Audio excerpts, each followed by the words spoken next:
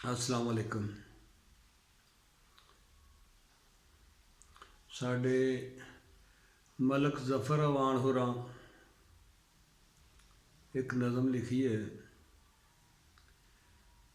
पैसियां दी भुखी है जमहूरीयत। पैसियां दी भुखी है जमहूरीयत, मतलबी है लुच्ची है जमहूरीयत। बड़ा खरा सच लिखा और ये बिल्कुल सच है। जिहड़ी जमहूरीयत अज कल जेरे इस्तेमाल है, मेरा ख्याल पुराने लोगों वेख्या होएगा, कोई डंगर मर जाता सी ना ते गिरजां ते कुत्ते जमहूरीयत नूं कायम करने की कोशिश कर रहे होंदे सन। खुद गर्जी की जमहूरीयत। बहुत सोहना लिखा मलक साहब ने, पैसियां दी भुखी है जमहूरीयत, मतलबी है लुच्ची है जमहूरीयत। जद भी हारिया होईए धांधली, जद भी हारिया होईए धांधली। जित्तिया ते जित्तीए जमहूरीयत, ते जो समझते ने विरासत तख्त नूं, जो समझते ने विरासत तख्त नूं, उन्हां लई ते सुच्ची है जमहूरीयत।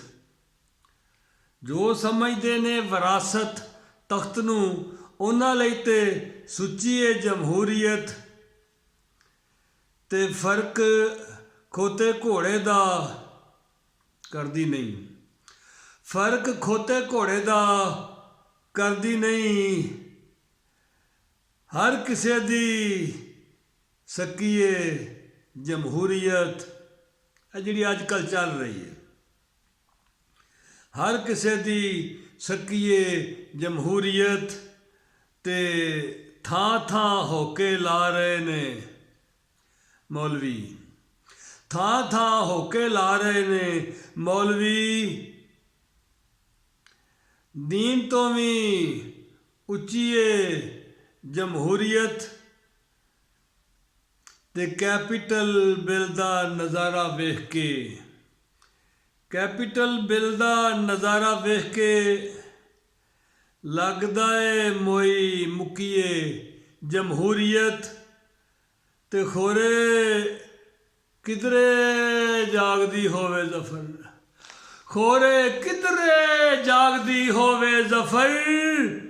और साडे वल ते सुती है जमहूरीयत।